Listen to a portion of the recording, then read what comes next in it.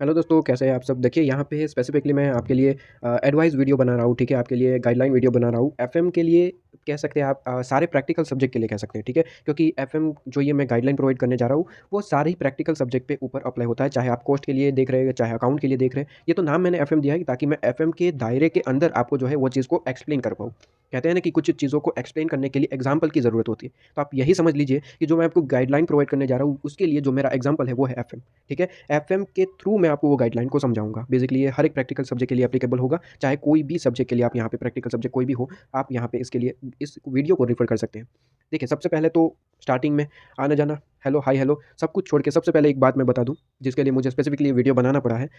सबसे पहले एफएम के अंदर एफएम के अंदर ठीक है, एफएम के अंदर जो यहाँ पे मैं देख रहा हूँ टेलीग्राम पे काफ़ी सारे ऐप ऐसे होते होंगे। मुझे टेलीग्राम के बारे में ही पता है, टेलीग्राम पे काफ़ी सारे स्टूडेंट इस तरीके से बातचीत होती रहती है, ग्रुप है, क्योंकि मैं टेलीग्राम पे हूँ, ठीक है। आपके डाउट्स को सॉल्व करने के लिए मुझे टेलीग्राम पे होना पड़ता है। तो यहाँ पे टेलीग्राम पे मैं काफ़ी सारे मैसेजेस देखता हूँ, स्टूडेंट जो जनरल मैसेज करते हैं काफ़ी सारे ग्रुप में करते हैं कि भाई एफएम की क्वेश्चन बैंक है किसी के पास तो भेज दीजिए। दूसरा इसी तरीके से पता नहीं वो क्या कहते हैं, कंपिलर, ठीक है। तो कंपिलर कहते हैं पास्ट ईयर पेपर जो कंपिलर होता है इस तरीके का, तो वो भेज दीजिए। और वहाँ पे भी इतना ही नहीं, इससे भी ज़्यादा एक स्टेप और मैसेजेस मैंने देखे कि काफ़ी सारे स्टूडेंट तो ये कहते हैं कि ये सर की क्वेश्चन बैंक चाहिए, वो सर की क्वेश्चन बैंक चाहिए। तो दूसरा सामने से रिप्लाई आता है कि नहीं वो सर की नहीं है, दूसरे सर की है, चलेगा। तो यहाँ पे रिप्लाई आता है कि नहीं नहीं वो नहीं चाहिए, ये सर की ही क्वेश्चन बैंक चाहिए। उस सर के ही क्वेश्चन बैंक में से ही काफ़ी सारे क्वेश्चन आते हैं। देखिए सबसे पहले तो ये स्टूडेंट जो बेवकूफ़ी करते हैं ये मैं समझा दूँ। देखिए क्वेश्चन बैंक का मतलब होता है आपके पास्ट पेपर के जो क्वेश्चंस हैं उसे यहाँ पे डाला गया होता है, ठीक है। तो इसमें कोई बड़ा डिफरेंस नहीं होता, कोई और सर की आप क्वेश्चन बैंक देख रहे हैं, कोई और सर की देख रहे हैं, आपको जिन सर की चाहिए टीचर की चाहिए, ठीक है, उनके अलावा कोई क्वेश्चन बैंक देख रहे हैं तो सब कुछ एक ही होता है, कोई डिफरेंस नहीं होता, ठीक है। बेसिकली मैं यहाँ पे एफएम के अंदर बात कर रहा हूँ। तो डिफरेंस कोई नहीं होता, वही क्वेश्चन होते हैं। तो यहाँ पे जो स्टूडेंट ये सोचते हैं कि नहीं नहीं हमने जो सर का नाम लिया है उन सर की क्वेश्चन बैंक लेनी है क्योंकि उन क्वेश्चन बैंक में से ही एग्जाम में क्वेश्चन आते हैं, तो ये सोचना छोड़ दीजिए।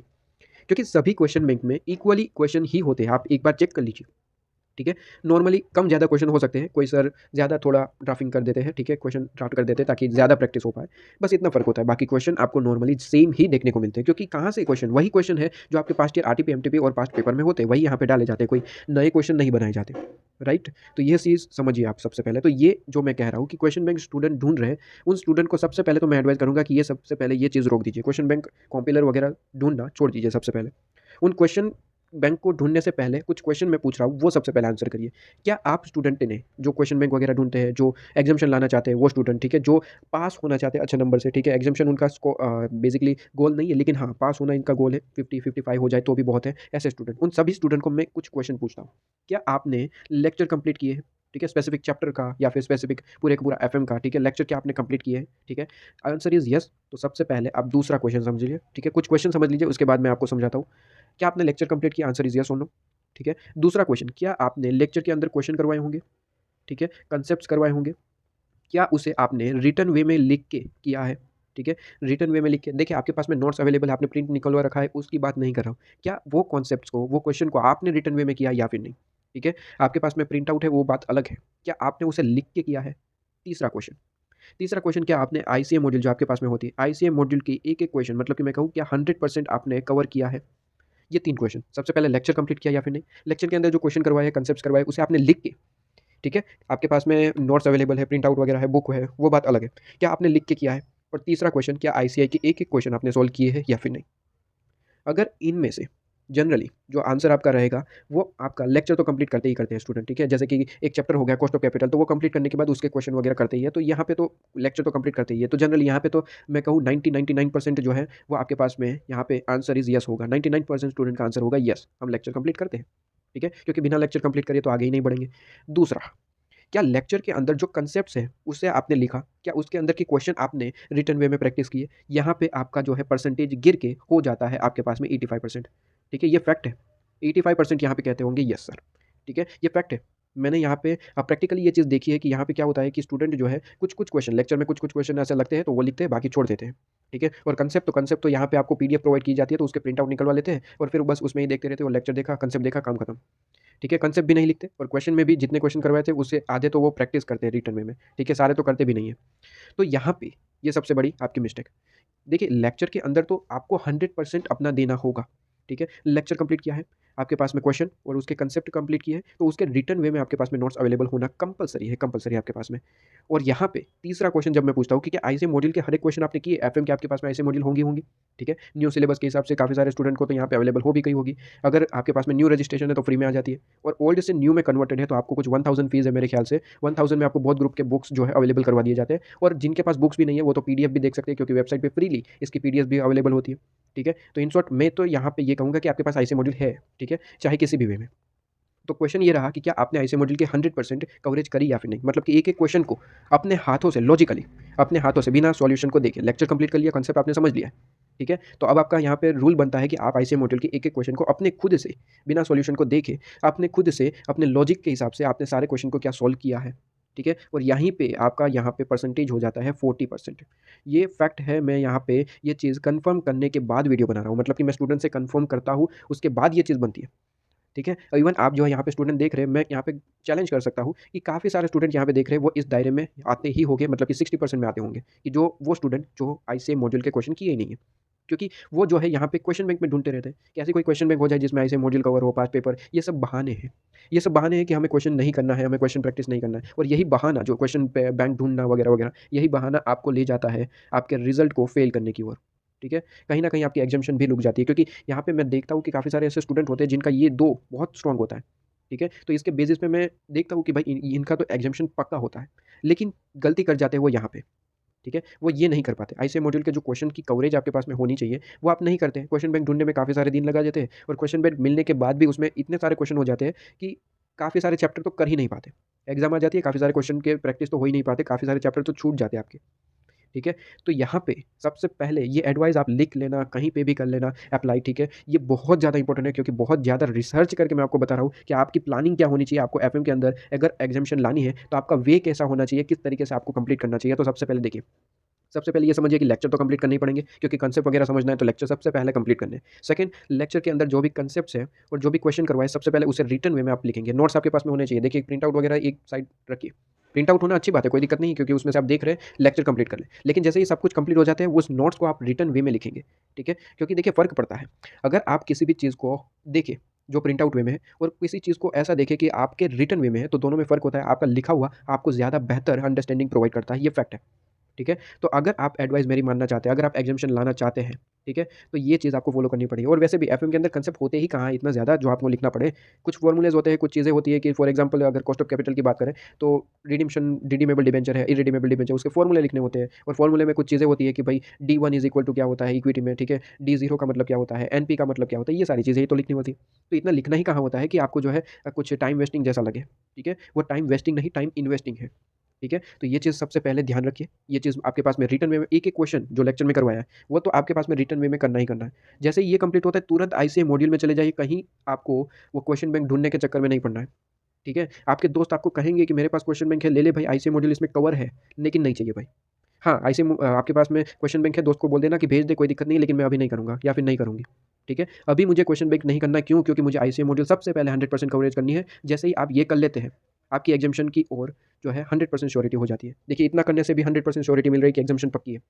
लेकिन जो कंडीशन इज़ कि आप ये जो क्वेश्चन कर रहे हैं लेक्चर के अंदर, उसे अच्छे से समझ के उसे नोट डाउन कर रहे हैं, और दूसरा ये आप अपने लॉजिक के हिसाब से सोल्व कर रहे हैं। मतलब कि आपने जो यहाँ पे कंसेप्ट पढ़े, उस कंसेप्ट को खुद से अप्लाई करके क्वेश्चन की सॉल्यूशन कर रहे हैं, राइट। मतलब कि ऐसा नहीं कि ऐसे मॉड्यूल का कोई क्वेश्चन कर रहे हैं, सबसे पहले क्वेश्चन पढ़ा, उसका सॉल्यूशन देख लिया, और उसके बाद हमने सॉल्यूशन अपने हाथों से कर दिया। तो ये लॉजिकल वे नहीं है, ये आपको फेल कर देगा। देखिए, आईसीए मॉड्यूल में आपको जितने भी क्वेश्चन है उसके सॉल्यूशन प्रोवाइड किए हैं, ये बहुत ज़्यादा बेहतर बात है। लेकिन इसका मतलब ये नहीं कि क्वेश्चन पढ़ने के बाद तुरंत सॉल्यूशन देखेंगे और उसके बाद खुद से ट्राई करेंगे, नहीं।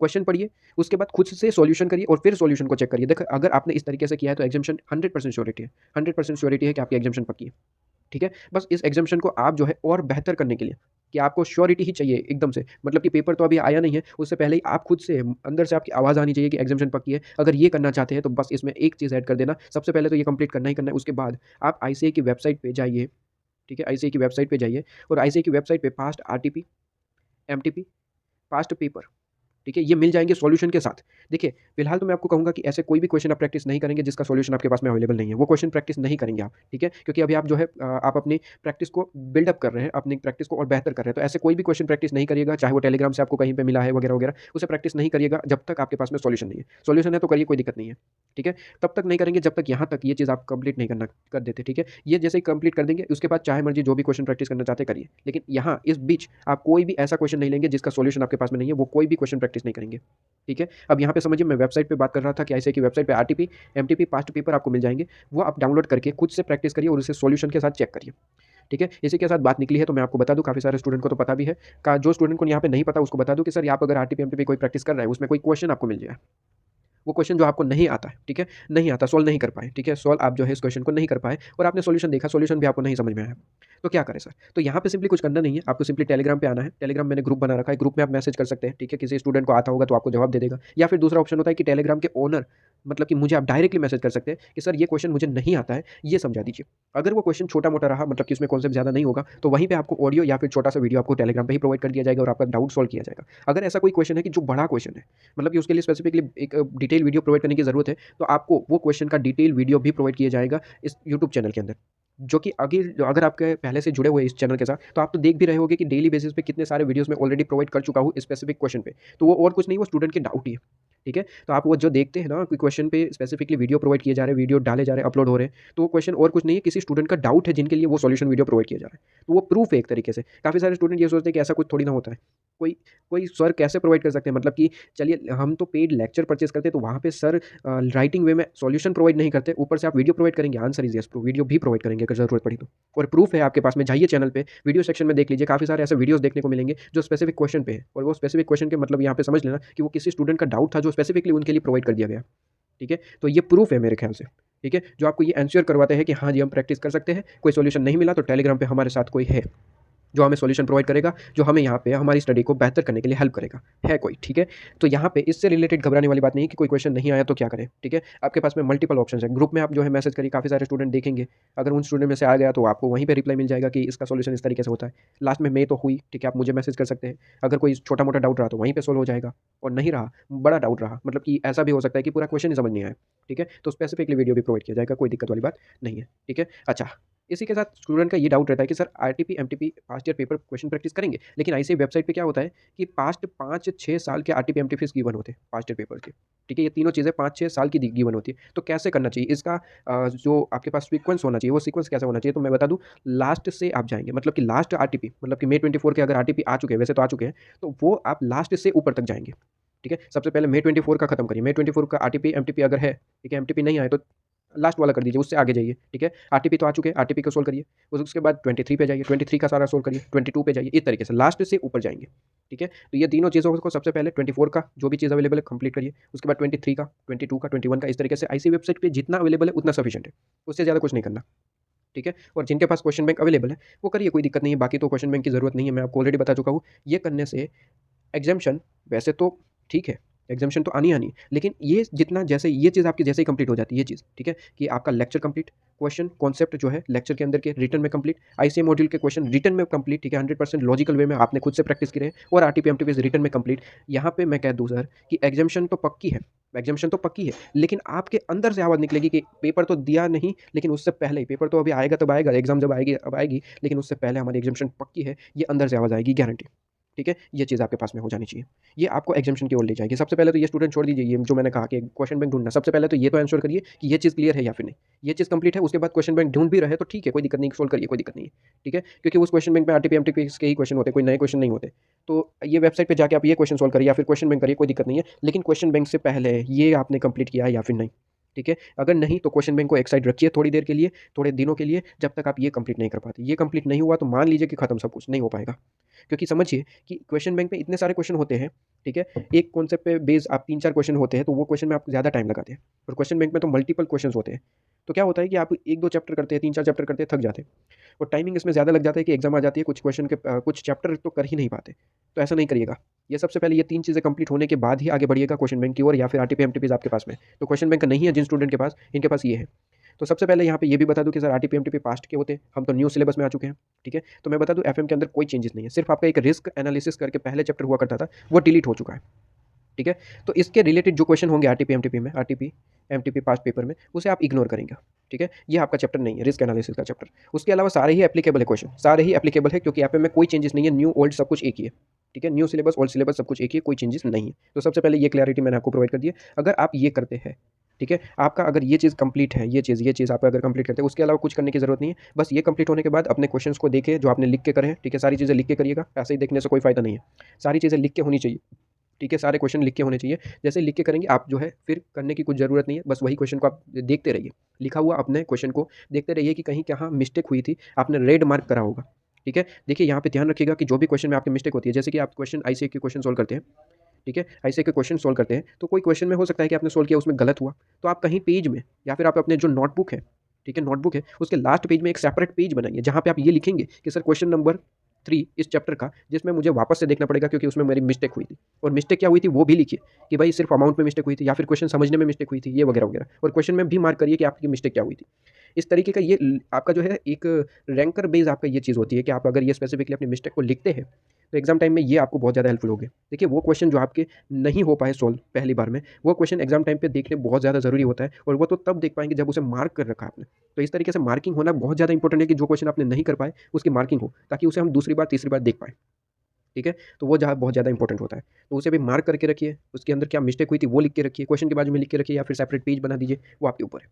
ठीक है, ये बेसिकली आपके पास में मेरे ख्याल से इतना सफिशिएंट है, और मैं कह दूँ कि गारंटी है आपके पास में, अगर ये चीज़ कर लेते हैं, गारंटी है एग्जामिशन पक्की है, गारंटी है एग्जामिशन पक्की है। लेकिन ध्यान रहे सर, एक भी क्वेश्चन में चीटिंग नहीं करेंगे, खुद से लॉजिकल वे में खुद से सोल्व करेंगे। ठीक है, सॉल्यूशन देखने के बाद अगर सोल्व करेंगे तो उसका कोई फायदा नहीं है, तो फिर मैं कहूँगा कि रहने दीजिए, कुछ करने की जरूरत नहीं है, आपका कोई फायदा नहीं होने वाला उसमें।